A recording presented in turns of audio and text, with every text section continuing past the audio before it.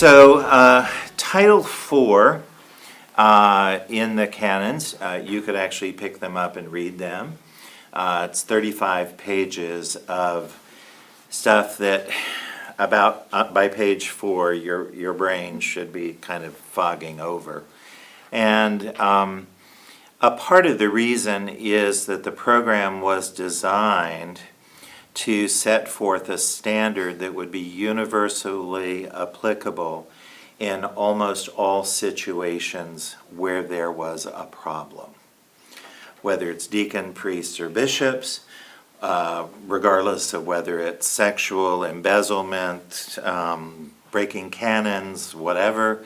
So this process was designed and developed specifically because prior to the Title IV Canons creation, this was pretty much left up to each individual bishop to decide how they were going to deal with matters of discipline. And some clergy got a slap on the hand for really serious things, and some people were deposed for relatively minor things. Let me give you an example, okay? 1975. How many of you were alive? Okay. Yeah, that makes me feel good. In 1975, there was actually a bishop in the Episcopal Church that if you got divorced for any reason, you were deposed. Didn't matter if it was your fault or not. Didn't matter. Okay. And so the purpose of Title IV was to create a framework which will be more universally applicable. Because not only was there a wide discrepancy in terms of how the canons were interpreted, but even more so, how many things were swept under the rug and hidden. And so when I became the canon to the ordinary, the first thing that I learned was what a dead cat was. It's a term that the canons in the church use, and it's basically a clergy person that one bishop wanted to get rid of, so he threw the dead cat over the fence, and you got to pick him up, and you didn't know why or what had happened or what the problem was. So Title IV is meant to not only bring about more uniform standards of dealing with issues, but also to create a framework and a network which basically does something that has never been done in the church before. And that is, if a Title IV offense is brought against you, whether you're a bishop, priest, or deacon, and there is substantive cause, it gets past the initial investigation phase, there is a record of that till Jesus comes back.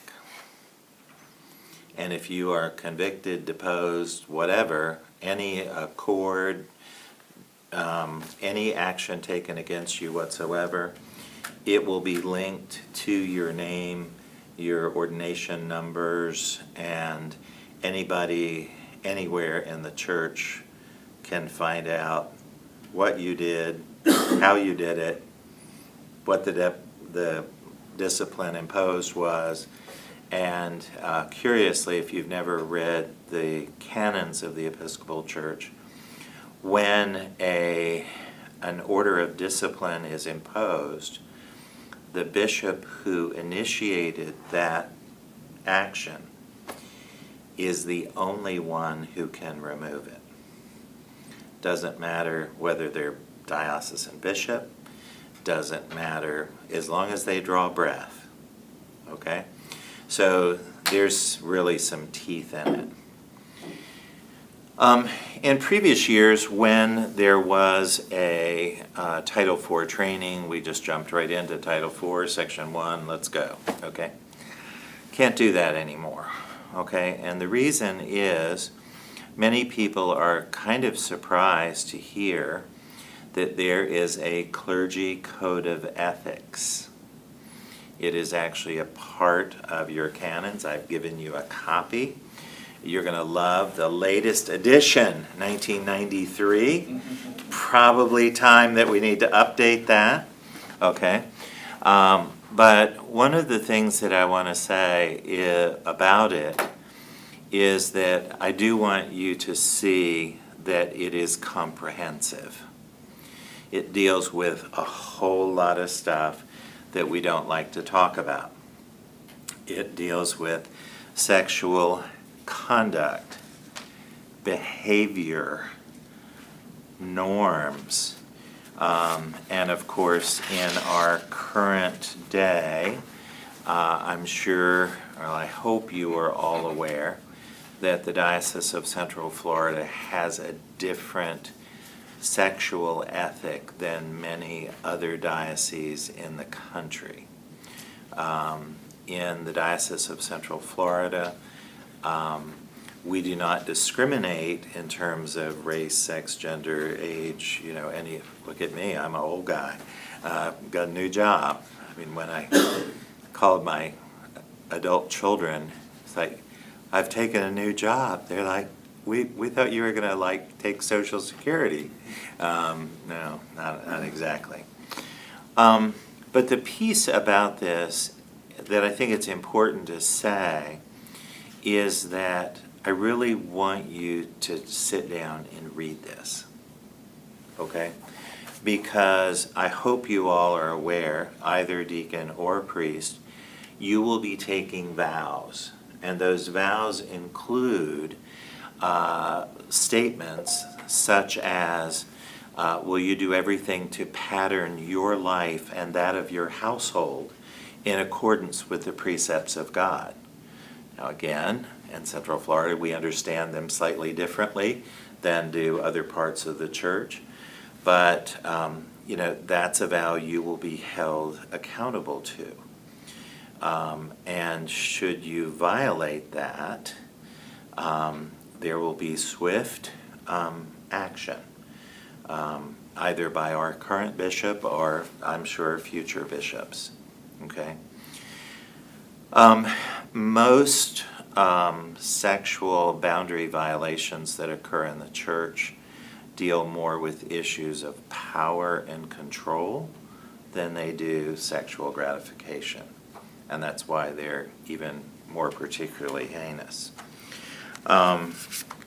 There is clearly concern about how you as a clergy person will deal not only with your personal finances, but the finances of the church, both those that you oversee in a fiduciary capacity as a rector or other senior clergy in a congregation.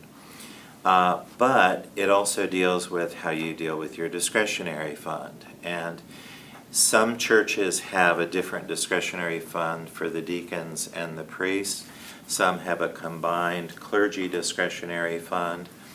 But those discretionary funds are to be audited every year by the senior warden or treasurer. In the packets that I've handed out to you, we actually have come up not only with guidelines for the discretionary fund, but there's even a checklist that you can give to the senior warden so they can actually check off, yes, I did this, I did this, I did this, okay? Why is all that so important? Well, because in the Title IV violations that have come forth since I have been in this role, they have been about clergy discretionary funds. The fund is supposed to be used only for pious and charitable purposes. It's very clear, it says that in the canons, it says it in our policy. But I do want you to know that historically, like if you go back 40 or 50 years. Clergy could use their discretionary fund for all sorts of things, to buy books, to buy vestments, to buy clergy shirts, depending on the church, okay? Now it's crystal clear, pious and charitable purposes, nothing else. And when the senior warden or the treasurer reviews both your checks, your debits, as well as your credits, they're going to make sure every check that goes into the discretionary fund came out of the operating fund. And you're going, that seems weird, okay? No, because although the discretionary fund, both income as well as expense, is meant to be at your discretion, that doesn't mean that it's private. You have to account for it, okay? And so whether it's to the treasurer, whether it's to your senior warden, if somebody gives you, in one case I had somebody give me $10,000 in one check. They sold an apartment building, here's my tithe. I know you do a lot of good stuff, go with God, okay? Do you think I want to account for 10 grand over a 8 or 9 or 10 year ministry? No, let's do it every year. And so when you get a check, whatever the size, even if you turn over, if you do a wedding or a funeral or something, somebody gives you a check, you have a choice. You can either cash it, it becomes personal income, you should be reporting that on your income tax, or you can deposit it into your discretionary fund, which of course has no tax liability, but that check goes to the treasurer, it's deposited to the operating fund, and then there's a check from the operating fund to the discretionary fund. You'll see when you get in place in a church that it should be set up that way, and if it's not, or people balk, you come and find me, and I will see that they set it up correctly, okay? Likewise, when the audit goes to the audit committee for the church, basically all they need to do is say the discretionary fund income and expenses do comply with the pious and charitable uses for the time period January 1st through December 30th, and we're good. You don't have to give a spreadsheet of the checks. Another thing that you are steward over, in addition to your body, your sexual ethics, and your finances, is your time. Time can be your greatest asset, and time can be your greatest liability. So how you spend it, both time for your family, time for ministry, all that other stuff, super important, and it will either get you in trouble if you don't spend it wisely, or help you get out of trouble if you do.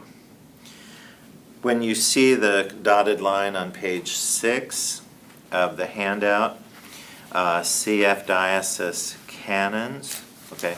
First of all, what I want you to know before we start talking about what you're going to do wrong, I want you to know what you're supposed to do right. So we have the ethics manual. The second is out of the canons of the Diocese of Central Florida, what they say about clergy, what your responsibilities are, what you're going to be held accountable for. This is not prayer book language. This is not like vow language. This is not prayers for you as an future ordained person. This is about what you are going to be held accountable for, okay? And the reason that we talk about this in the context of Title IV is most seminaries don't talk about this. Most bishops don't talk about this. Most people don't talk about this because they assume that you're an ethical, believing, member of the body of Christ, and we shouldn't have to talk about this. I don't happen to feel that way. because I think it's important that everybody be reminded of this stuff. Something that is not common knowledge is, I hope, if you are currently a layperson in the Episcopal Church, you've heard somebody refer to your letter or your membership in a church. Each church has a record of where you're attending, hopefully where you're giving, and all of that sort of stuff. And when you leave to go from one church to another, there is a letter of transfer that's sent, okay? Once you are an ordained person, you are never a member of a parish again. So literally, on your family parochial record card, your name should be scratched out. Once you are an ordained person, you are a member of the diocese. And you can only move by something called a letter demissory. It's a letter that the bishop has to write.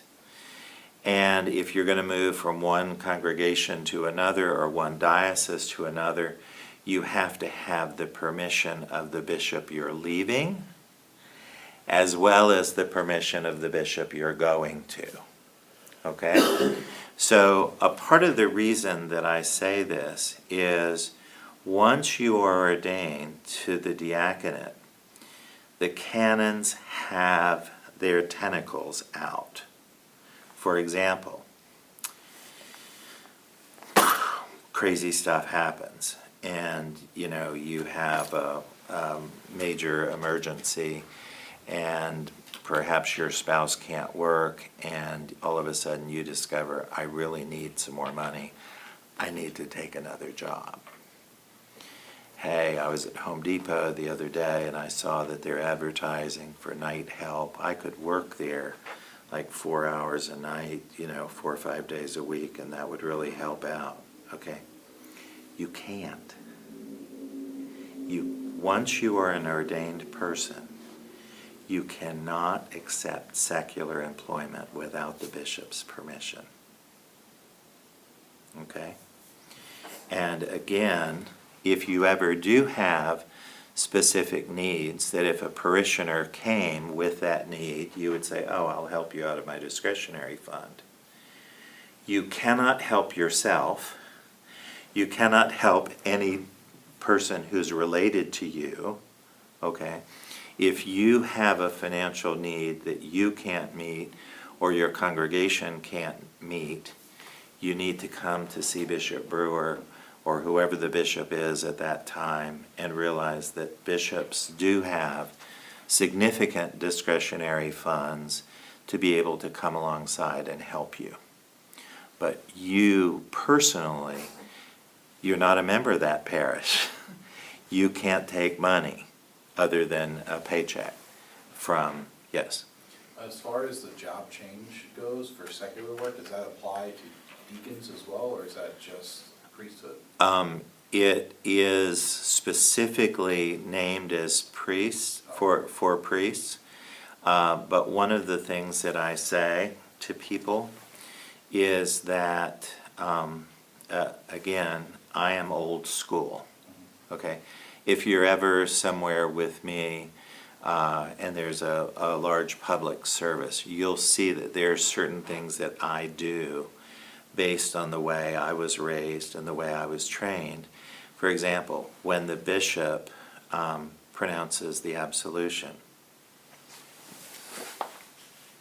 always, it's a sign that I am subject to him, okay? And as an ordained person, you are always subject to the bishop.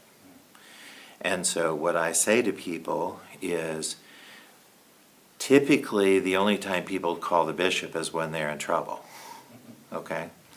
Do y'all know what Ember Day letters are? Some of you who are, I don't know if, do deacons write Ember Day letters? Maybe, I guess not. Okay, there are 4 times during the year when we specifically pray for people going into the ministry. They're called Ember Days. and they're kind of scattered throughout the year. And when there's an Ember Day on the calendar and you are a postulant for holy orders, you are required to write the bishop a letter, talking in that letter about what's going on in your life, in your spiritual life, in your formation, whatever. This is a way that you can stay connected to your bishop. I strongly encourage people after they are ordained, even 20 or 30 years. You want to stay connected to the bishop? Okay. Send him an Ember Day letter.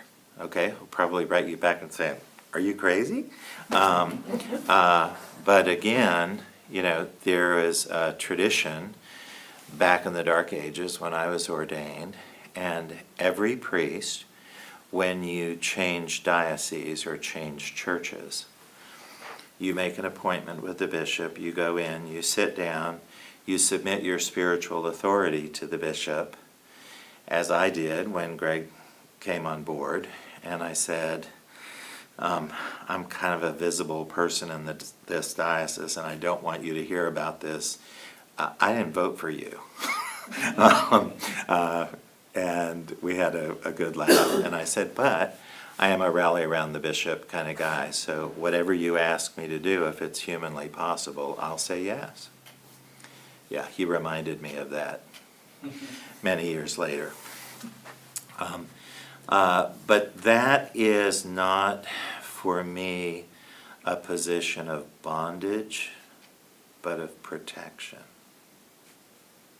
So I think it's, whether you're a deacon or a priest and you're considering a move, whether it's local or just to another job in the same field, I would make an appointment, sit down, talk with the bishop or Christy or somebody, so that you can hammer out, why am I doing this? Is it just for the money?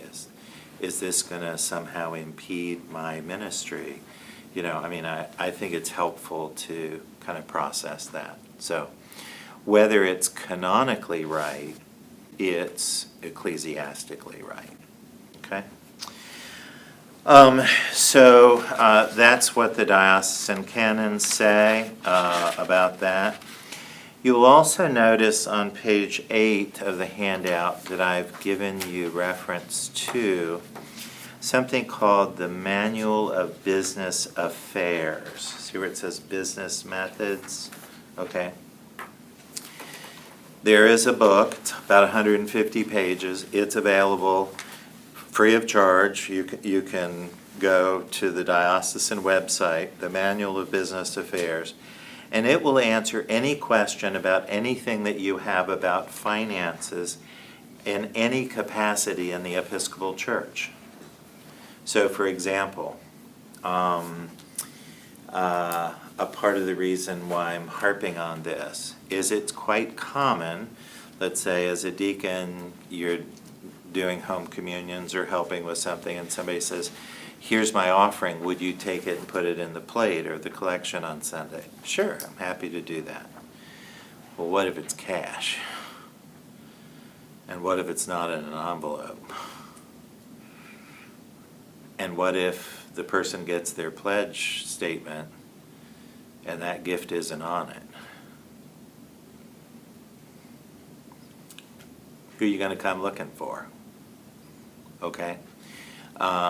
The clergy, okay, and in the Manual of Business Methods, it tells you how to deal with all that.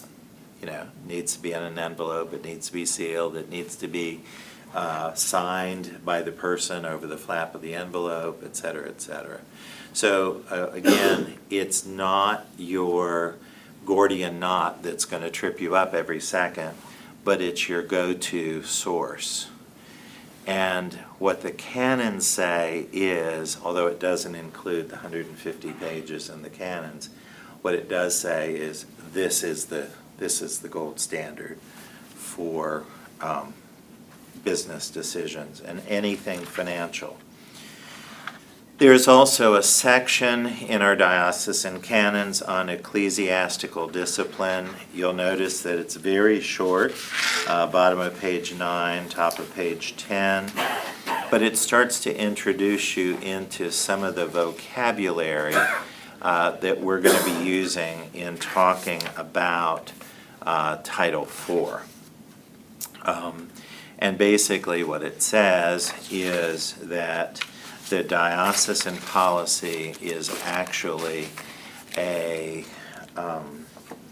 condensation of the policy that's in the national canons. So at the bottom of that handout, you'll see there are a couple of references, and these are to the diocesan website, where you can see the entire Constitution and Canons for the Episcopal Church, or the Diocese of Central Florida, or any of the documents that I'm sharing with you this morning. So we're going to shift into the actual Title IV training now. That was all kind of preamble. Clergy should have a particular set of ethical and moral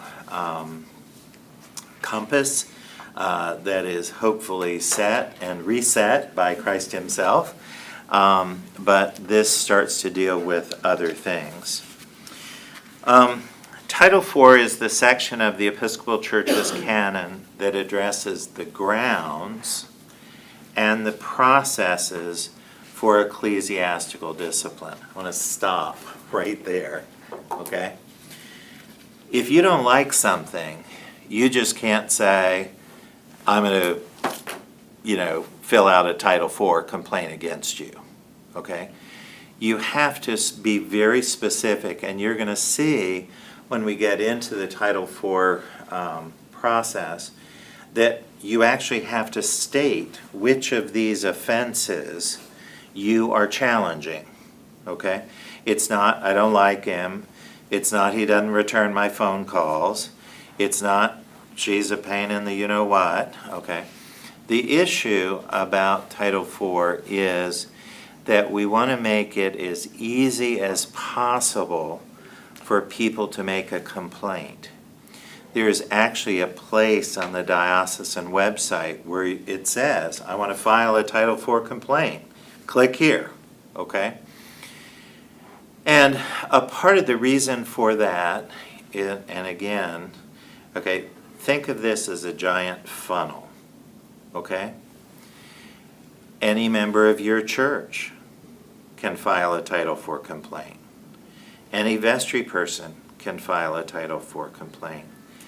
Any other clergy who knows what you did or didn't do can file a complaint. Anybody in the community who's not even an Episcopalian can file a complaint. The bishop can file a complaint, okay? If you're an assistant or an associate or you're a deacon serving in a congregation, the rector can file a complaint against you, okay? And when this happens, there is a whole process, a whole framework that begins to slowly move and grind its way out. Any time that comment comes in, it can be in email, it can be in text, it can be in person, it can be in an old snail mail letter, it can be by way of a phone call, okay? So it's not like, here's this form, fill this form out. It's a very broad funnel, the top of that funnel. This process, and I will tell you, up until 3 years ago, there had never been a Title IV complaint in the Diocese of Central Florida. We can no longer say that. Most of the complaints and issues were dealt with outside of the Title IV process. We now have had some Title IV complaints. But I want to be clear about what it is and what it isn't. It is for church discipline. Just because you have a Title IV charge brought against you, even if you're guilty, doesn't mean you're exempt from any civil or criminal penalty. Okay? So this is not to take the place of or to supersede any civil or criminal penalty. This is for church discipline only. It's for deacons, priests, and bishops. If you have a senior warden who's a pain in the neck and you want to file a Title IV complaint against them, even if they're harassing you, you can't do it. Now, there are other things you can do. It's just not a Title IV. This is about accountability, responsibility. Its goal is for there always to be a pastoral response, not only to the victim, but to the perpetrator. Okay? And so when you get into a Title IV matter, you can see that there are actually pastors who are assigned to multiple people on both sides of the issue, protagonists and antagonists. It's a process of discernment. Well, I know what you said happened, I know what you said happened, I want to figure out what really happened. Okay? It's a process of discernment to take action in the interest of justice, healing, and wholeness. In a perfect world, at the end of a Title IV complaint, the person who did the wrong, if they did something wrong, has been held accountable, is responsible. If restitution is required, we can make sure that happens. There's no sense whatsoever that anybody gets off scot-free. But we also need to look at the victim and say, did they experience justice? You know, are they satisfied with what happened? Okay, and I could tell you, while in the world, what many people are looking for is financial compensation, sometimes in the church, what people are looking for is a forced change in policy. Okay? So you may have recalled, if you've been in the deacon process for a long time, that several years ago there was a deacon customary that was on the diocesan website. If you look today, you'll see there's not one. And a part of the reason is that it's being rewritten partially in response to a complaint. Okay? So these are things that we all take very seriously and extremely time intensive. It is not uncommon for the initial investigation in a Title IV process to take an additional 100 to 200 hours out of my life. Okay?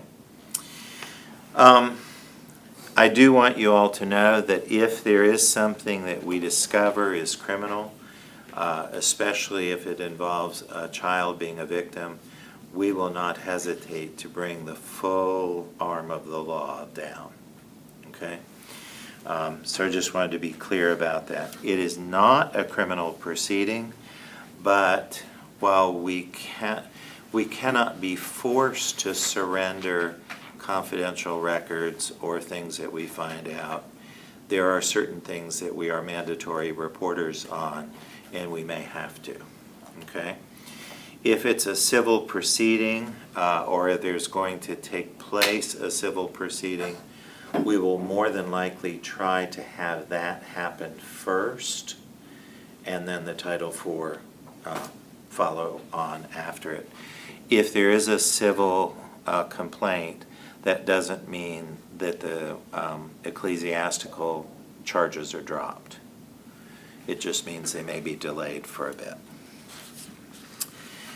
I'm going to be using some terminology, so I want to walk through a few things. An accord is a written agreement that is some form of restriction on ministry.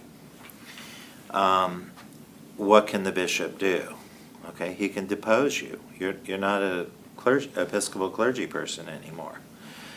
He can file an ecclesiastical discipline against you that could say, because you did X, the consequences for your action is you're going to leave this church. You're not going to be employed in any Episcopal church in the diocese or in the United States for 1 or 2 or more years. And if you abide by mandatory therapy and come back in 2 years and we may reinstate you. Okay?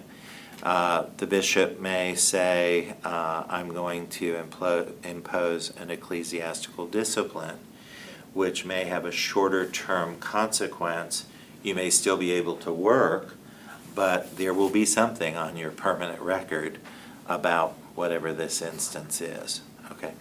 But I want you to know these are very slow moving, because we want to make sure that whatever amount of investigation is required, that we do that. Okay? So an accord is just a document that spells out what the negotiations are that have taken place as a result of this complaint being brought, and everybody has agreed to it. And anytime there is an accord, this is also recorded for posterity in the church annals. Administrative leave. Let's say somebody comes in and they make an allegation. This is typically of sexual impropriety, and the bishop doesn't have any reason to believe that this did happen, and the bishop doesn't have any reason to believe it didn't happen. And you may be adamant it didn't happen, okay? The bishop does have the ability to put you on administrative leave. When we do this, it is virtually unknown to the congregation. You go on vacation, you take a medical leave, whatever, we bring supply clergy in. Usually it's Justin and myself and maybe 1 or 2 other people. While this initial investigation is going on, we try to protect people because, let's all be surprised. Some people make false claims, okay? So administrative leave is an option. It doesn't go on your permanent record, anything like that. It just gives an opportunity for the intake officer, which is me, to do a preliminary investigation. Again, everything is in writing and very specific. Every person will be talked to that I can, drum up. And we're going to try and protect people against false allegations. An admonition is typically used in terms of a godly admonition.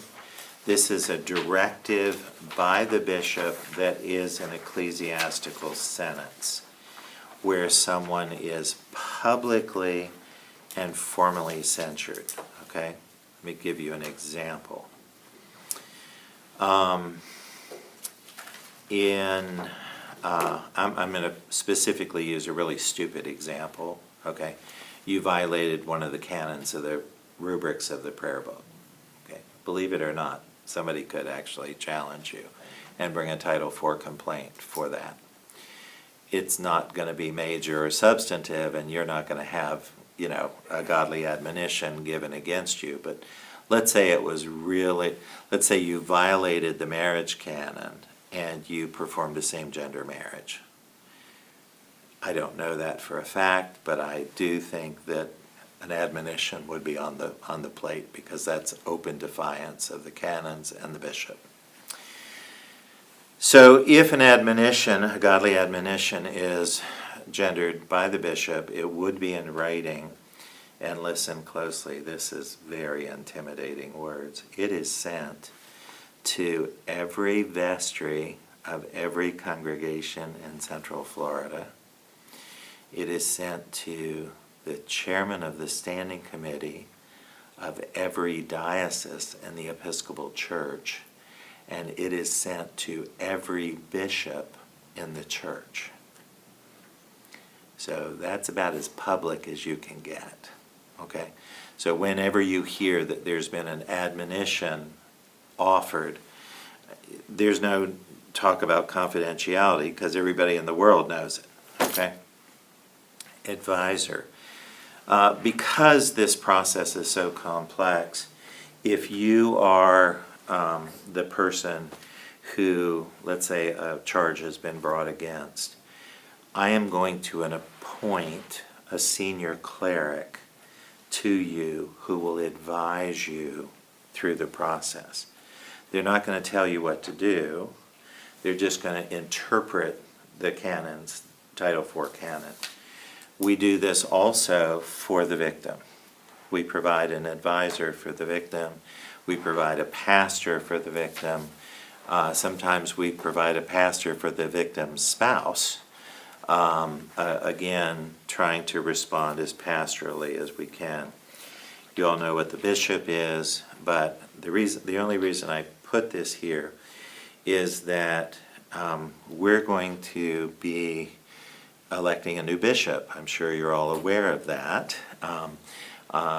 January 14th, and that new bishop will not be consecrated until June 10th, I believe. But there may be a time where the bishop is not in charge of the diocese. When the bishop is not physically resident or in charge of the diocese, usually the president of the standing committee is named as the ecclesiastical authority. So if you ever hear that term, ecclesiastical authority, it's the bishop. If the bishop isn't here, maybe someone else. The bishop right now is at the National Daughters of the King Convention. He's the chaplain for the National Daughters. The bishop will be in this office on July 13th. We will not see him again till August 24th. Okay? So in that period, okay, you would think it would go to me because I'm the kind of next ranking person. No, it goes to Tom Rutherford, who's the chair of the standing committee, okay, or whoever the bishop appoints. But when you're reading in the Title IV material, if you ever see ecclesiastical authority, it normally means the bishop, unless he's not present. Canonical residence, you will be canonically resident after you are ordained in the Diocese of Central Florida until you choose to leave. That means Bishop of Central Florida will be the one who will have authority over you. And that's in Title IV as well as other things. The canons, obviously, are the diocesan canons, the national canons, the constitution of both the national church as well as the diocese, and any other formal declaration of discipline. And you're going to be very surprised to hear that one of those is actually in the prayer book. There is a disciplinary rubric at the end of the Holy Eucharist service. Under the 1928 prayer book, it used to be called the Open and Notorious Evil Liver rubric, because that's what it said. If you're attending service and you know that there's an open and notorious evil liver, you are supposed to go make that known to the priest so that the sacredness of the service will not be inhibited in any way. So there it's usually canons, but there are a couple of other things. Again, we have a church attorney. This is normally a voluntary position. In addition to the church attorney who advises the diocese, we also have a chancellor. The chancellor of the diocese is, again, a volunteer. We also have a vice chancellor. The chancellor is a man by the name of Butch Wooten. The vice chancellor's name is Bill Grimm. And we go to them for any rulings about what does the canon say. There are also canon lawyers that if there's a debate about what the canon actually means, we can appeal to the canon lawyers as well. When it comes down to a question of proof, did something happen, did it not happen? In some cases there is tangible proof, checkbooks, bank statements, things like that. There could be photographs. Clear and convincing is a term that's used in Title 14 or Title 4, which basically says if you were to present this body of evidence to a normal group of human beings, would they see what you're presenting? Okay? That's all we mean. It has no other barbs in it. The complainant is the person who files the complaint. Okay? There are times, as has happened recently, where the bishop has been the complainant. The bishop becomes aware of something, he lets me know what's happening, and he is actually the person that not only files the complaint, but at the end of the Title IV process, we go back to the complainant and say, are you happy with the recommendations? Are you happy with what's happened? And obviously he says yes. Conciliator, we actually have other canons to the ordinary, retired canons from Missouri and Diocese of Florida and other places that we call on, we bring in to help be kind of like mediators, conciliators, if we can't resolve things. One of the charges that you can bring against someone is conduct unbecoming a clergy. Now, you and I may have different opinions about what that is, okay? Obviously, I've been a priest forever, it seems like sometimes, and things that clergy used to do all the time and got away with won't fly in today's church. Let me give you an example. The letter of transfer that I talked about, okay. Well, I actually knew a priest many years ago that anytime somebody did something that ticked him off, he just transferred you to another parish. You didn't know he was doing that. And I say he, because years ago it was only he, okay? But literally, you did something that ticked him off, he just transfer you. And some other clergy don't ever, follow up or respond or, okay, we got a new member, great, send her a pledge card. Literally, this person, they're still attending the old church every Sunday, and, well, Father's done it this time. I can't let him get away with this. I'm going to run for the vestry, and I'm going to show him. Really? No, you're not a member of the parish. You can't run for the vestry. Okay? That happened. Okay? That's not going to happen today. But again, conduct unbecoming a clergy, clear and convincing evidence. You may not know it exactly in words, but when you see it, it smells like a cat. Okay? You will see that there are three different panels that are talked about in this process: the reference panel, the conference panel, and the hearing panel. Okay? This is, there's a group of people at the very end of diocesan convention. The bishop makes a list of appointments, and usually those appointments involve the disciplinary board. There's a board of people, some clergy, some lay, who have volunteered to be a part of the disciplinary board, and these are the people that make up the reference panel, the initial group that oversees the initial complaint and investigation, the conference panel, which tries to dig deeper and find out exactly, are we moving forward with this, and if so, which step? And finally, if necessary, the hearing panel. If you've ever heard of an ecclesiastical trial, that's what the hearing panel is. Deposition means, well, you might have thought you were a priest, but you ain't anymore.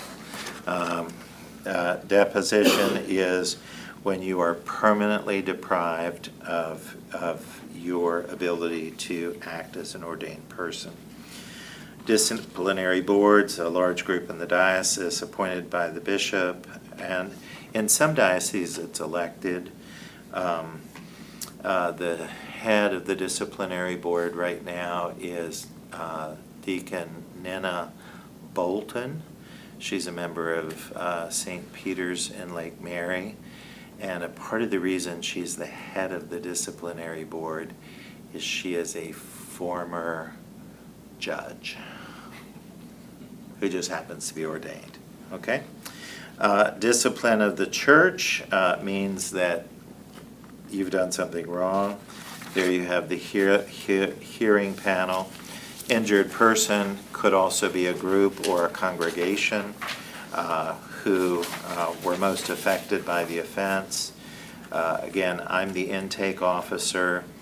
An investigator, if I need people, like if there is something that involves serious financial impropriety, I actually can draft in people with significant bookkeeping and financial expertise to assist me.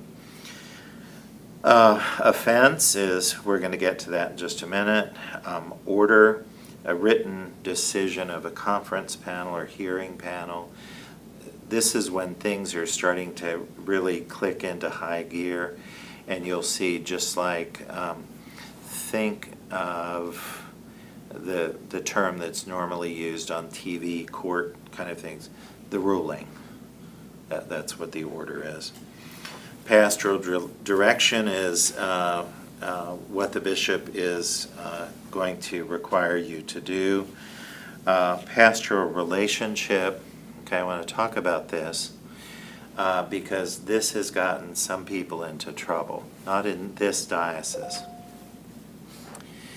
But the wording in the canons say that, in terms of boundary violations, any pastoral relationship, okay? Well, let's say that when I was 27 and I was an assistant, there was a person that I met that we all hung around together, our wives were good friends, all that sort of stuff. And now we've been married 48 years. I don't know how she stood me that long. But 48 years later, God forbid something happened to my wife. And, on Facebook I say, oh, so-and-so's husband died. I think I'll give her a call. We used to have a lot of fun together. Technically, if you read the Title IV, that's a pastoral relationship. And to reach out and attempt to, have a different, any relationship other than pastor to congregant, you're dangerously treading into tough ground. And so, as an ordained person, let me just say, if you are married, stick with that spouse if you can all possibly do so. If you don't, the bishop will be involved in your divorce. The bishop will be involved in your dating life. The bishop will set boundaries for when and who, and I mean, once you're an ordained person, there's a lot of restrictions that come with that territory. But I just want to say that if your marital situation changes, you just need to read this section very closely. Come see me or any person involved in the disciplinary process, and we will help walk you through what is allowed and what is not allowed. Privileged communication is basically confidential stuff, goes into further detail. Provincial Court of Review, that's only if we get into an appeal process. Reference panel is the initial group of the intake officer, the head of the disciplinary board, and one other person plus the church attorney. So there's typically 4 people in a reference panel. The respondent is the person who had charges brought against them. Sentence is obviously after things are finished. Please note, and I'm not going to go into the details because I'm sure you all can read, but please note that the church has different definitions of sexual abuse, sexual behavior, and sexual misconduct than you typically use. So we have to use the definitions that are in the Title IV material. Standing committee is simply the group of people that if the bishop's out of town, we go to them for the ecclesiastical authority. And suspension is some inhibition of ministry based on affirmative findings of what happened, and you could be suspended for a month, 2 months, 6 months, a year, whatever the bishop so choose. Throughout the process, pastoral care is provided to the best of our ability. Now let's say you're going through this process and all of a sudden you feel you're really getting the shaft. Can you have an attorney? If you want to pay for it, sure, you can have an attorney. Are there attorneys that specifically deal with church issues? Yeah, I'll be happy to connect you with them on your nickel. Okay? You just need to realize that the diocese has free legal assistance, but we cannot offer that to you because that legal assistance is not to help you, but to protect the diocese. So that is what is. What kind of allegations does Title IV really deal with? I'm going to talk about this at length. There are 2 canons. If you look at the any reference to the canons, there will typically be 3 numbers and a letter or another number. So this is Title IV, Canon 4, Section 3. So all of the offenses that we can address in a Title IV are in 443 or 444. If they're not in one of those 2, you can't work it in. You probably don't have a Title IV. Okay? So the first one are offenses. Okay? member of the clergy, deacon, priest, or bishop, shall be subject to proceedings under this title for knowingly violating or attempting to violate, directly or through the acts of another person, the Constitution and canons of the church or of any diocese. Okay? So if you know where the canons are, Constitution and canons, for the national church and the diocese, if you knowingly violate one of those things, somebody can bring a Title IV. Is it automatic? No. But somebody has the right to. Okay? Failing without good cause to cooperate with any investigation or proceeding conducted under the authority of this title. You know the old innocent until proven guilty? You're not going to see those words here. We're going to try and keep the long arm of the law and the bishop from you as long as we can during the investigation. But the piece that I want you to see about this is that if there is an ongoing Title IV going on, whether it's including you or whether you could be a witness called in to address the disciplinary board by a friend of yours, you are admonished to participate. You are admonished to cooperate. And if you fail to cooperate, I can bring charges against you. Okay? And it's very curious, if you talk to the people who actually wrote this was one of the non-negotiables. Because they said people just plead the fifth. We're not going to, no, you can't make us say anything. Yeah, they can. So you need to cooperate with any Title IV investigation. Again, whether it's about you or you have knowledge of it. Intentionally and maliciously bringing a false accusation or knowingly providing false testimony or false evidence in any investigation under the title. So, let's say that you are really, you're a deacon, you're really ticked at something the rector did, and you bring charges against them. And you call me and you'll say to me or Christy, you're not going to believe what this crazy person did. And, you tell this fabulous story. And you file a Title IV complaint.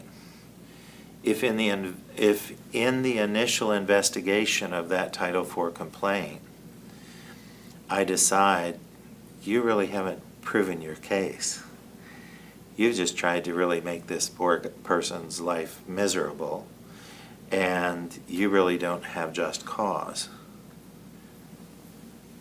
I can bring Title IV charges against you. Okay?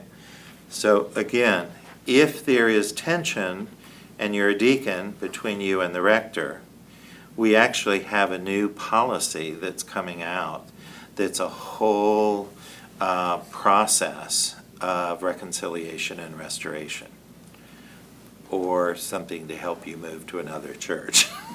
And if you're a rector and you're really ticked off with your deacon, you need to understand that there is now a vehicle that will be brought in. It's not just going to be, just get that person out of here, because we want to protect people as best that we possibly can.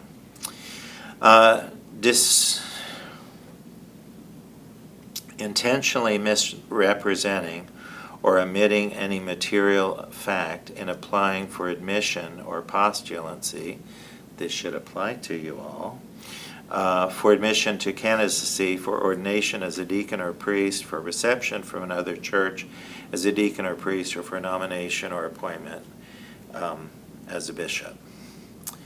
Okay, so you know all that paperwork you filled out? Is it really accurate?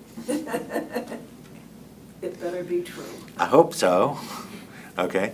If you have any question, fill it out again and hand it to Marilyn or Ellen or Christy or whoever and say, throw that other piece of paper I gave you away and stick this new one in. Okay, discharging, demoting, or otherwise retaliating against any person because that person has opposed any practices forbidden under this title, or because the person has reported information concerning an offense, testified or assisted in any proceeding under this title. Basically, if you've retaliated against someone because they were a witness, you can be charged, okay? A member of the clergy shall be accountable for any breach of the standards of conduct set forth Canon 4:4. We're getting to that next. In order for any conduct or condition to be subject to the provisions of this title, the offense complained must violate applicable provisions of Canon 4:3 or Canon 4:4 and must be material and substantial or of clear and weighty importance. Okay? You'll see in just a second one of the things that people can nab you on a Title IV is not following the rubrics. Well, if you didn't reverently kneel when you were saying the confession, it's probably not going to be clear and weighty to bring a Title IV complaint against you. Okay? I mean, some people can take these to the limit. Okay? We haven't had that happen in this diocese, but I have heard war stories. But the two pieces I do want you to see are material and substantial, clear and weighty importance. Okay? When the investigation takes place, when the staff of the diocese, they don't know who it is, they don't know what it is, but they know that there's a Title IV complaint that's been lodged. And the primary reason they know that is they don't see me for a long time. I'm out on the road, pounding the pavement, talking to everybody I can talk to. And again, this is not just me, but there are other people who are part of that investigation. Of standards of conduct, in exercising his or her ministry, a member of the clergy shall respect and preserve confidences. Have you all had a workshop on confidentiality yet? If you haven't, please make sure you do before, because confidentiality is different state to state. And one of the things that you will learn is that there are certain times, even in the church, we are subject to state law. For example, the state of Florida in business, in judicial matters and other things, does not allow proxy voting. So even though in some dioceses proxy voting is allowed, because the state of Florida doesn't allow proxy voting, we can't allow proxy voting in the church. Okay? So it's always important to talk to somebody and say, hey, are there specific confidentiality laws in the state of Florida? Yes. Are there specific mandatory reporting laws about child and sexual abuse and elder abuse and neglect? And yes, we're going to try and teach you all those things. But ignorance of the law is not an excuse. Respect and preserve confidences of others, except that pastoral, legal, and moral obligations of ministry may require disclosure of those confidences. Conform to the rubrics of the Book of Common Prayer. And I will tell you, one of the funny things about me being canon to the ordinary, usually the only time that I read the canons was when I wanted to bend them. Now I'm the person in charge of enforcing them, so it's God's sense of humor. abide by the promises and vows when they were ordained. I strongly recommend that at least for the first couple of years after you are ordained, go back and read your vows every month. I'd have you read them every day if I thought you would do it. But reminding yourself of what you promised God you were going to do, I think is super important. Abide by the requirements of any applicable accord or order or any applicable pastoral direction, restriction on ministry, or placement on administrative leave. Whatever comes out of this, you got to abide by it. If you don't, that's another Title IV offense. Safeguarding the property and funds of the church and the community. Prior to 1981, the priest was responsible for the pastoral and worship life of the church. The vestry were responsible for the temporal affairs of the church. In 1981, temporal affairs and fiduciary responsibility came to priests as well. So you cannot say that's not my gift. Who cares? Okay, you're still responsible. So whatever happens on your watch, you're responsible. You are there to safeguard the property and funds of the church and community. And if you feel that it's not being handled correctly, it is your responsibility to make it known. Report to the intake officer, yours truly, all matters which may constitute an offense as defined in Canon 4.2, meeting the standards of Canon 4.3.3, except for matters disclosed to the members of the clergy as confessor, within the right of reconciliation of a penitent. If a friend of yours at lunch tells you a secret and says, please hold that, this is under the seal, okay? It has a different set of teeth than if you're actually hearing someone's confession. So it's very important that you understand with clarity what your bounds of reporting are, okay?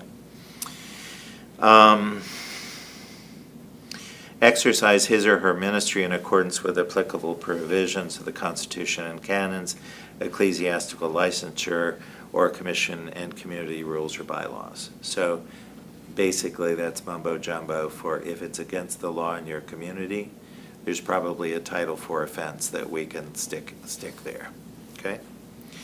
Refrain from any act of sexual misconduct, okay? And again, let's all be surprised, the church has a different definition of sexual misconduct than the society does. So make sure you read that. Holding and teaching publicly or privately advisedly any doctrine contrary to that held by the church. This is a little tougher because most people, even the card-carrying Episcopalians who have been for their whole life, don't necessarily agree with everything that the church teaches. Don't necessarily agree with every jot and tittle of the law. For example, again, cradle Episcopalian, in God's inimitable sense of humor, I married a Southern Baptist. Okay?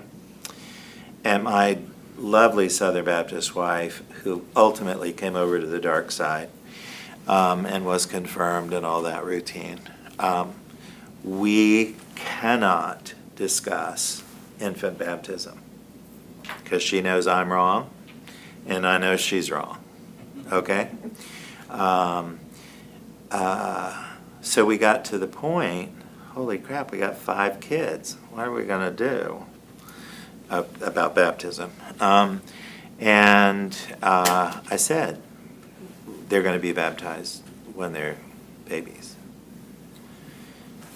We almost got a divorce. Okay? Thankfully, all of them have come to not only saving faith in Christ, have accepted him as Lord and Savior. And for the 5 card-carrying members of the church, not all the Episcopal, but they're going somewhere other than the Church of what's happening now. And there are things that in my heart of heart, okay, I don't like or agree with. And I'm going on tape before God and everybody. I think the confirmation questions that bishops ask should be asked of all adults. Do you renounce Satan and the spiritual forces of wickedness that rebel against God? Do you turn to Jesus Christ and accept him as your Savior? I can tell you, my Southern Baptist wife would have been very happy if we could have used those questions. We didn't. So there are going to be little things, okay?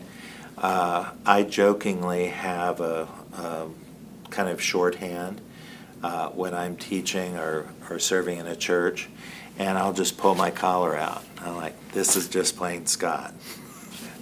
Okay, now we're good. Okay, now I'm speaking for the church. Holding and teaching publicly or privately, and this is obviously not over little things. This is over big things. Engaging in any secular employment, calling or business without the consent of the bishop of the diocese in which a member of the clergy is canonically resident. Okay? So even if you go and you retire and you go to another diocese, you still need permission. Being absent from the diocese in which the member's clergy is canonically resident for more than 2 years without the consent of the bishop. Oh, you feel called to go to somewhere and serve, you better be back here before 2 years is up. Or you better write the bishop and say, my trip is extended longer than I thought. Any criminal act that reflects adversely on the member of the clergy's honesty, trustworthiness, or fitness as a minister of the church. Again, broad strokes. Conduct involving dishonesty, fraud, deceit, or misrepresentation. This is usually in the, I didn't tell you the whole truth. I told you part of the truth. It just didn't go. Habitual neglect or exercise of the ministerial office without good cause. I can tell you when I was in seminary, there was a professor, Episcopal priest, who prided himself that he hadn't celebrated Eucharist in over 10 years.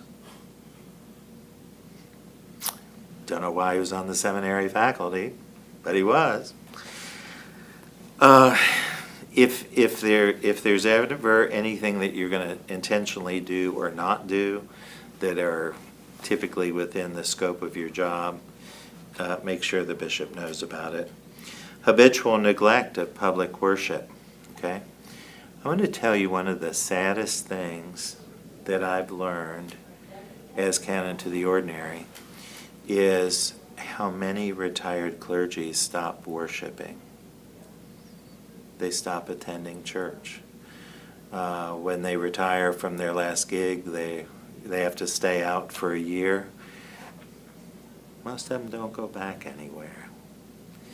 It's very sad to me. Habitual neglect of public worship, of Holy Communion according to the order and use of the church.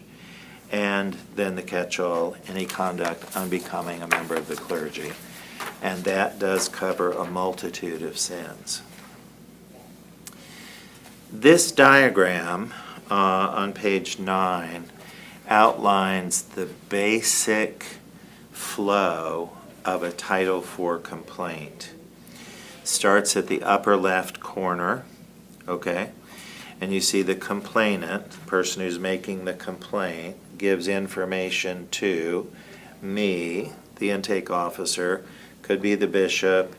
In some dioceses, there's more than one intake officer. And then I determine, is it true? And if it's not true, I can dismiss it. Now, even if I dismiss it, even if I say I really don't think there's sufficient evidence, I still have to do the investigation. I still have to write a lengthy report. That report goes to the disciplinary board, to the reference panel. It's read by the president of the disciplinary board, the church attorney. It's not just me willy-nilly saying, I want to let my friend off light. Okay? Or I determine that if it is true, there is an offense that has happened, then I'm going to pull the reference panel together. The reference panel as a group, I may talk to advisors, I may not need to, but the president of the disciplinary board, Nina Bolton, impanels a conference panel. There's 9 or 10 people on the disciplinary board, and she said, who has time right now that you can deal with the Title IV issue? She'll pick 3 or 4 of those people. They're going to be the reference panel, or the conference panel, another 3 or 4, the hearing panel.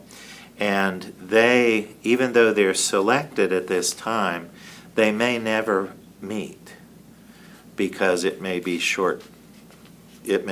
interrupted somewhere through the process. The reference panel consists of the president of the diocesan board, the intake officer, and the bishop. But there's one little glitch, and that is if the bishop is the complainant, the bishop can't be on the reference panel. So the bishop actually appoints an assisting bishop, and they come in either by Zoom or in person and meet with us. We have several retired bishops who are here during parts of the year, and so we usually turn to those people. And the reference panel makes the decision. No action other than a pastoral response. You know, you shouldn't have done this. This is really bad. You need to fix this. You need to stop doing this. You know, these are the safeguards we're going to put in place so this doesn't happen again. And, you know, there's not anything that's going to affect your employment. We're not going to create an accord that's going to tell everybody in the world, but, you know, this is really something stupid that you did, okay? Conciliation, okay, especially with the offending party, you know, what are they looking for? They want their pound of flesh? You know, or do they just want to have called this to somebody's attention? How can we conciliate this agreement? Is there more investigation that needs to take place? Okay, typically not if I'm involved because my preliminary investigation is so thorough. And then we say, or possibly we may need to refer this to a possible agreement with the bishop. At many points along the Title IV process, we can go to the bishop and say, we can continue this process, or we'd like to make this recommendation to you. Okay? The bishop isn't involved. He doesn't attend the meetings or the discussions or any of that sort of stuff. So the reference panel has the ability to meet with the bishop from time to time, or I to meet with the bishop from time to time, and to say, hey, you know, I think we're at a good stopping point. Can you just rule? Okay. If that's the case, okay, the bishop's ruling goes back to the reference panel for their okay. There may need to be some other investigation. The report from the reference panel then says, is this an appropriate response? Do we need to do more reconciliation? Do we need to do any more investigation? And most of these answers are usually no.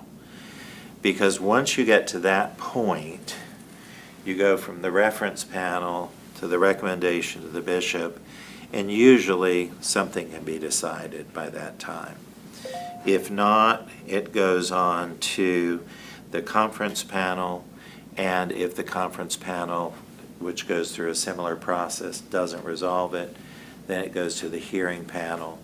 And once the hearing panel is called together, there's something very unique in the church, and that is the only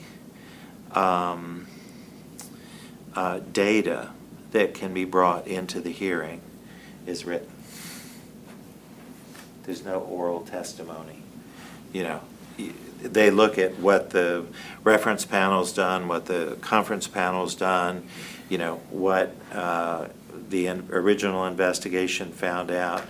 And the hearing panel's job is not to, you know, belabor the point or lengthen the process. It's to say, you know, the process worked, they did their job, and we are now going to rule. And even that, if they decide to do that, they can, that can still be appealed. There's appeals throughout this all the time.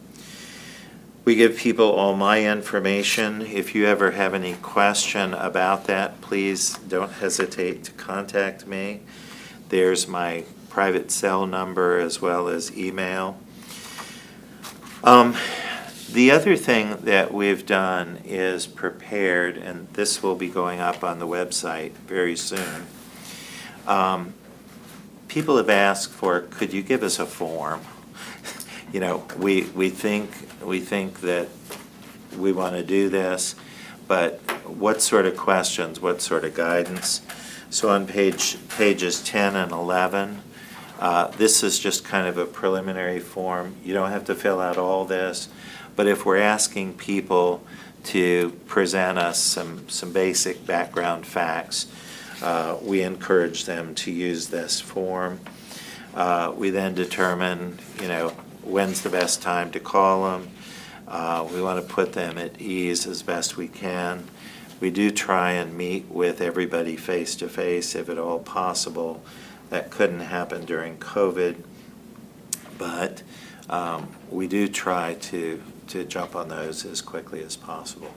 And sometimes there are even steps that are made before the intake report is even written to resolve the complaint.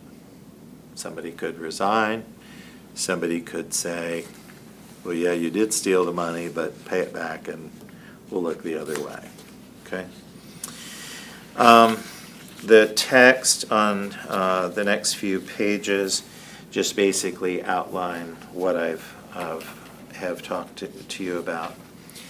I do want you to know that there is a statute of limitations, even for most offenses, and depending on the offense, you know, the statute of limitations obviously differs. I do want you to know that the one exception for that is any crime involving a child. There's no statute of limitations within the Title IV process. How do we report misconduct? Obviously, the best way to do it is the sooner the better. If you don't feel comfortable talking with me or whoever the canon to the ordinary is, or the intake officer, you can always talk to the bishop or any person on the bishop's staff that you feel comfortable with.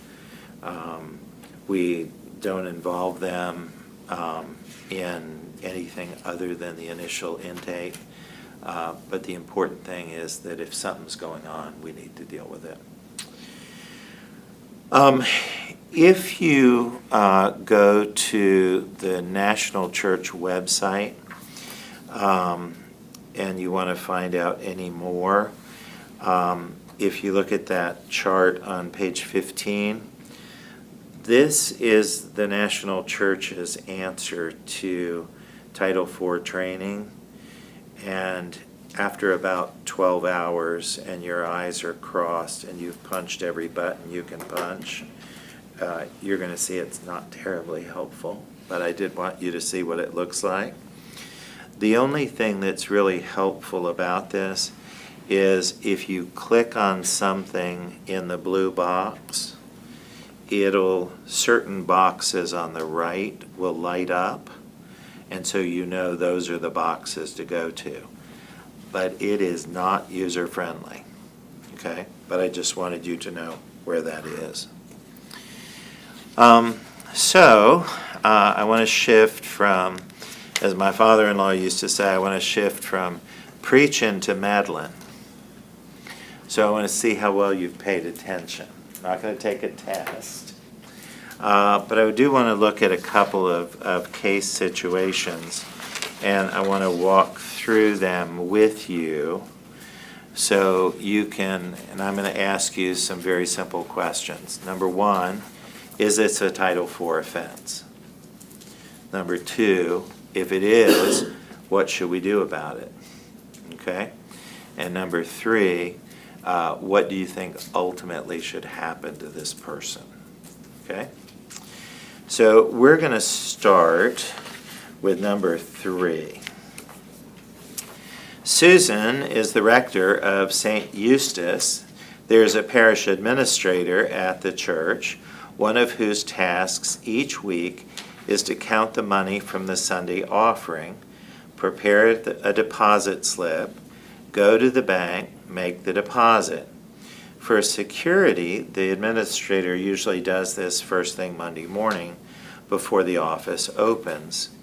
Susan has started to wonder whether the deposits are smaller than they should be, given the amount of cash she's used to noticing in the plates as she sets the tables for communion.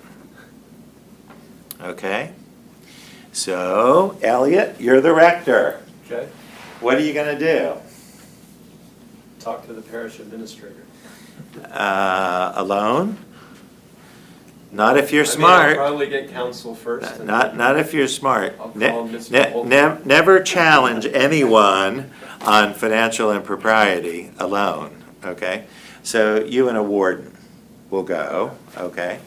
And you're going to talk to Susan, and what are you going to say?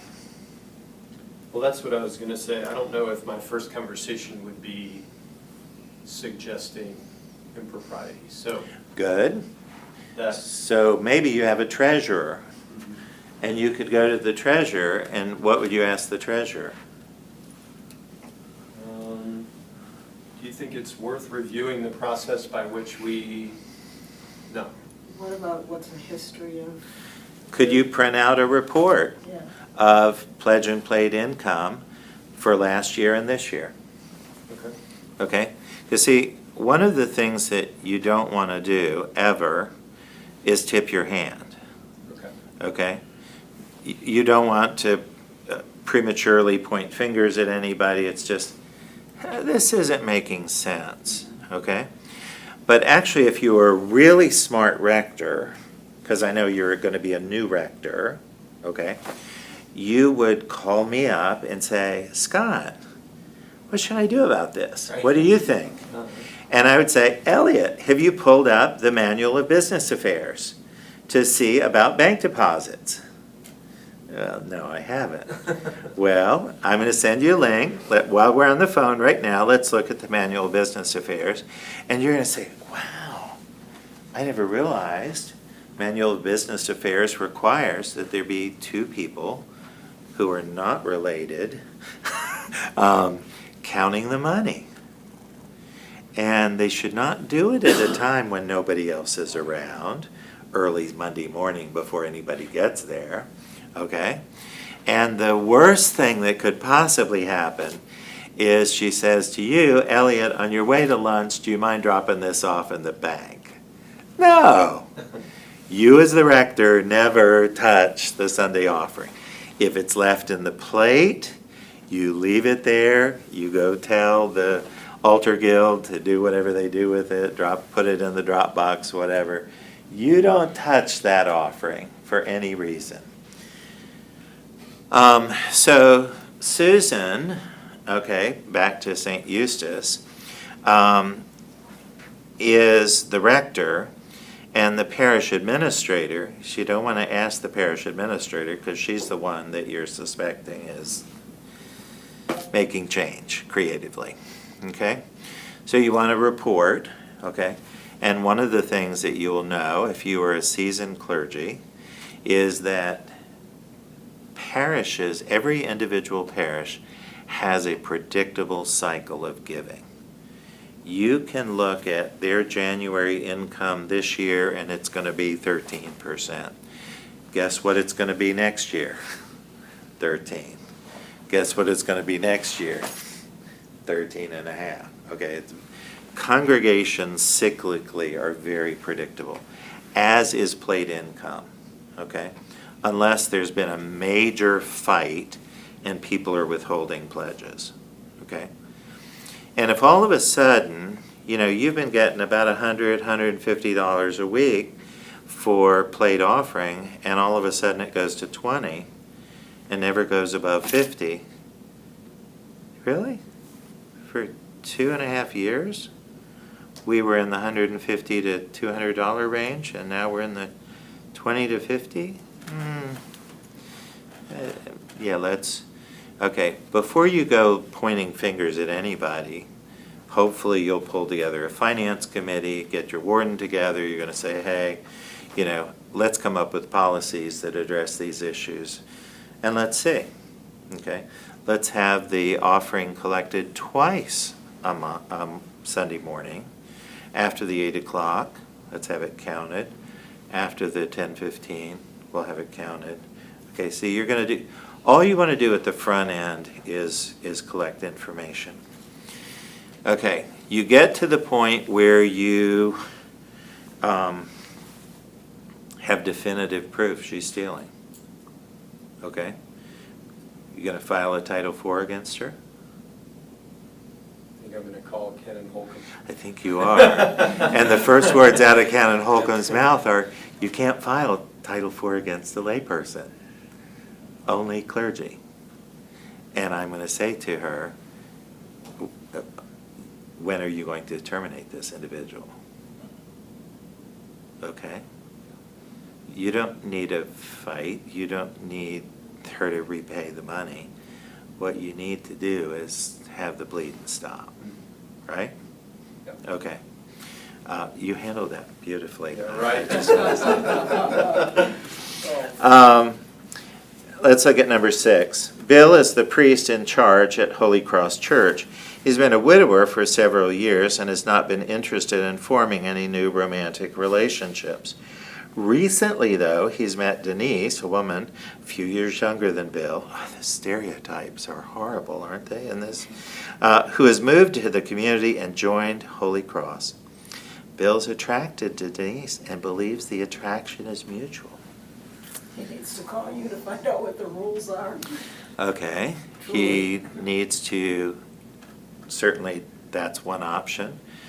The other option is before he even meets anybody, okay, it's appropriate to come to either me or the bishop, or Justin, or somebody, and say, what are the guidelines? He is what?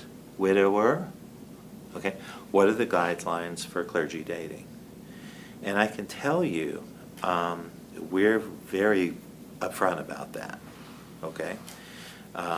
I totally get, it is not good that the man should be alone. Let us make a helper fit for him. I bought that hook, line, and sinker, okay? But the piece of this here, okay, is that where there's potential, you need to safeguard. So when Bill comes into the church, while he's interviewing, I'm going to have the discussion with the vestry. Are you okay if he dates? Can't date a parishioner, but you hired a single priest. In some dioceses, anytime your marital status changes, you have to resign. The vestry doesn't have to accept the resignation.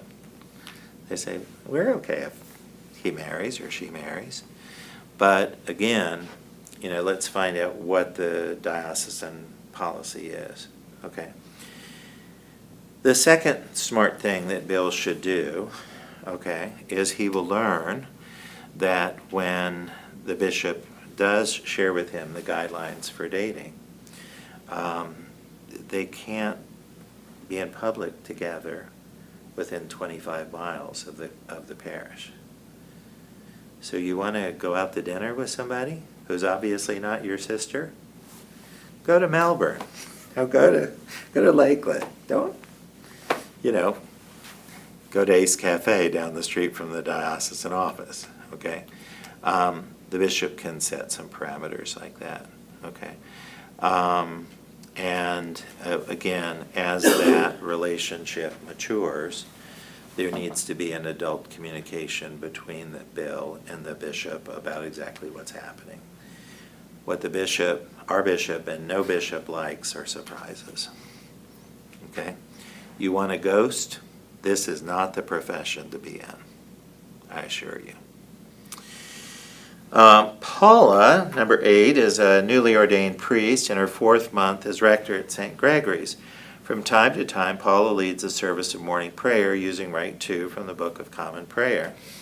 Paula is committed to the mission of the church outside its own walls and has composed a prayer for mission that she uses in place of those provided by the prayer book. One of the members of the congregation is increasingly annoyed at this and points out to Paula that the rubric in morning prayer specifies one of these prayers for mission is added and then provides 2 acceptable variants. Jeremy, how would you deal with Miss Paula? I would call you because I'm not familiar with the rubrics. Okay. The judge. Cool. And the rubrics say exactly what it says, one of these prayers, okay? A lot of clergy write parts of the liturgy.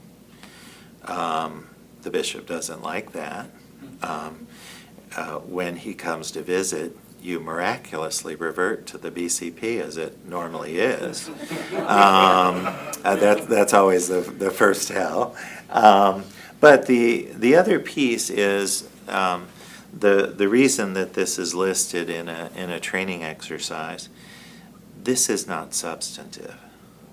This is not something you would ever bring a Title IV against. Okay, this is something that needs to be discussed at a liturgical committee or worship committee, not something that you're going to bring a Title IV charge against someone.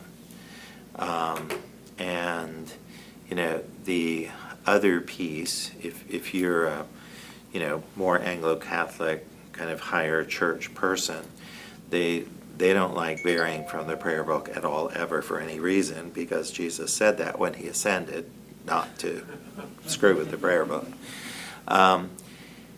The piece here is, this is not going to delay the second coming more than a second or two. This really is not substantive. Okay.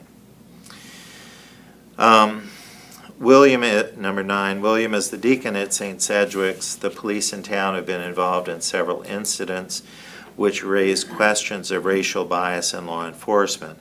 There's a large demonstration at which William, along with about 20 other people, is arrested for criminal trespass for failing to leave the town green when ordered by police. He pleads guilty and pays a $200 fine. Hopefully he didn't pay it out of his discretionary fund. Okay. But, Jonathan, you're the rector of this church, and you have this deacon on your staff, William, who obviously is concerned about racial equality, correct? Okay. How are you going to deal with William? Is this a Title IV issue?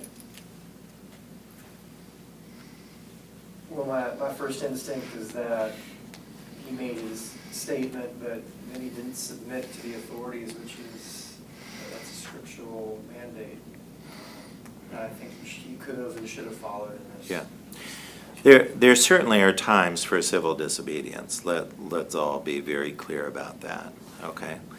But I think a part of the reason that it's raised in this context is clearly this isn't a Title IV issue, okay? this is an issue that really should be dealt with both pastorally between William and his rector. Okay? Are you okay if I march in things like this?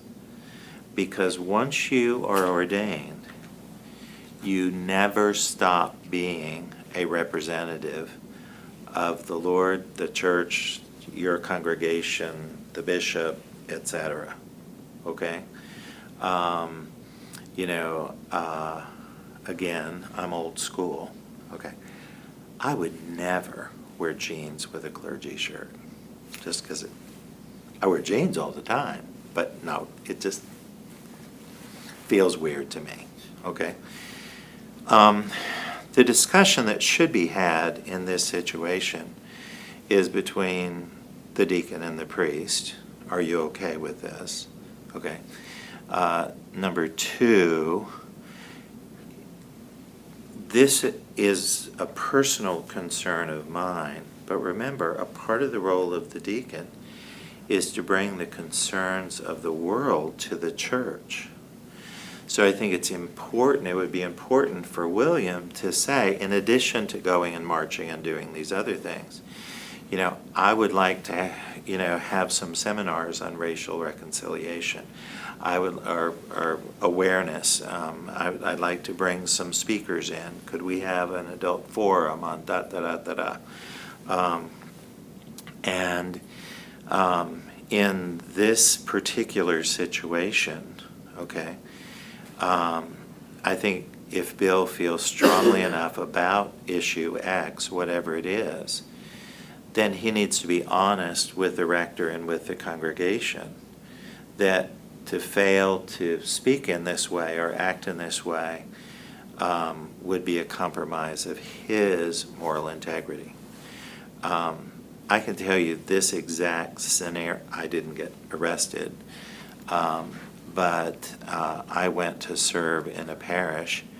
My wife and I are both unashamedly pro-life. I've marched in lots of anti-abortion things and all of that. We had 4 biological children.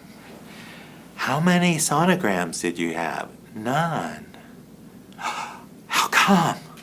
Well, because we wouldn't have done anything. I mean, we're cool, okay? We don't make moral decisions based on exceptions. At least Christians shouldn't, I don't think.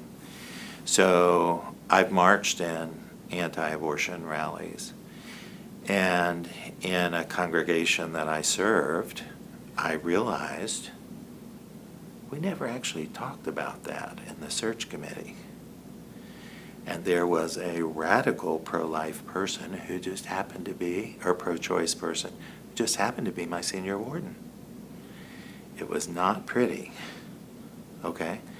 And I apologized, not for being in the rally, but I apologized for not being upfront about my position.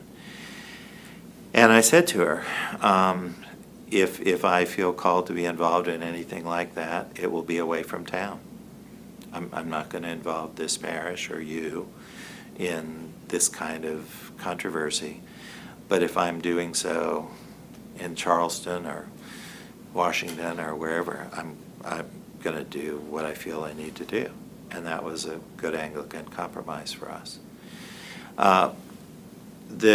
Whether there was a fine or not is immaterial, but the one point that you did bring up, which I want to applaud you on, and that is that it's very clear from the New Testament that we are supposed to be cognizant of those who are in leadership over us, whether it be in the church or even in civil government.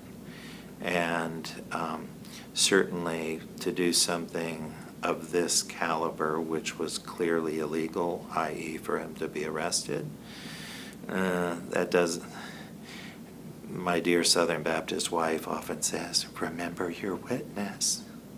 Well, yeah, but when you have the really slow cashier at Walmart and you're in a hurry, it's